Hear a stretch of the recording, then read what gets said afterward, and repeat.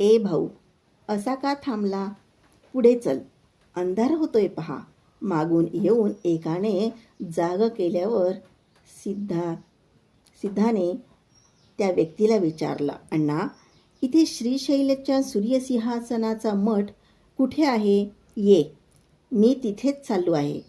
अपरिचित व्यक्तीच्या पावलाच्या गतीसोबत सिद्धही चालला. मठाला काय येतोस पिल्ल्या? त्या व्यक्तीच्या ध्वनीत कुतूहल होतं. मठात एक वाघ आहे म्हणे.